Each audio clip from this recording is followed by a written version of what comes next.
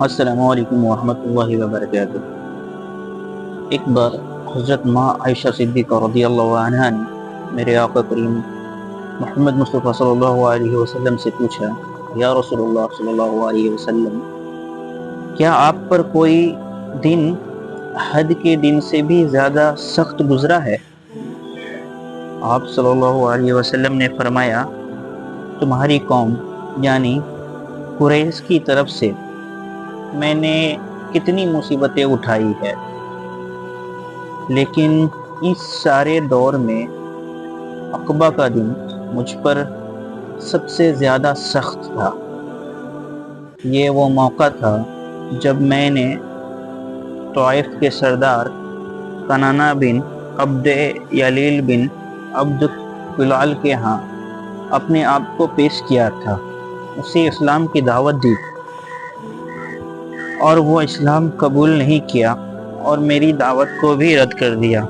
میں وہاں سے انتہائی رنجیدہ ہو کر واپس ہوا۔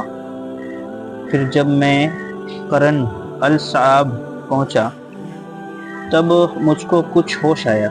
میں نے اپنا سر اٹھایا تو کیا دیکھا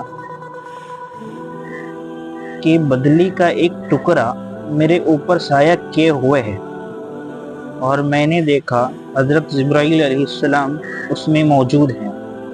انہوں نے مجھے آواز دی اور کہا، یا رسول اللہ صلی اللہ علیہ وسلم، اللہ تعالیٰ آپ کے بارے میں آپ کے قوم کی باتیں سن چکا ہے، اور جو انہوں نے رد کیا ہے وہ بھی سن چکا ہے۔ آپ کے پاس اللہ تعالیٰ نے پہاڑوں کا فرشتہ بھیجا ہے، آپ ان کے بارے میں جو چاہیں اس کا اسے حکم دے۔ اس کے بعد مجھے پہاڑوں کے فرشتوں نے آواز دی، یا رسول اللہ صلی اللہ علیہ وسلم۔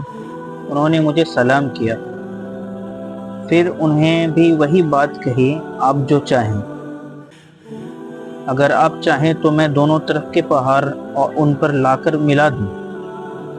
میرے آقا کریم صلی اللہ علیہ وسلم نے فرمایا، مجھے تو اس کی امید ہے کہ اللہ تعالیٰ ان کی نسل سے ایسی اولاد پیدا کرے گا جو اکیلے اللہ کی عبادت کریں گے اور اس کے ساتھ کسی کو شریک نہیں ٹھہرائے گا۔ صحیح البخاری حدیث نمبر 42۔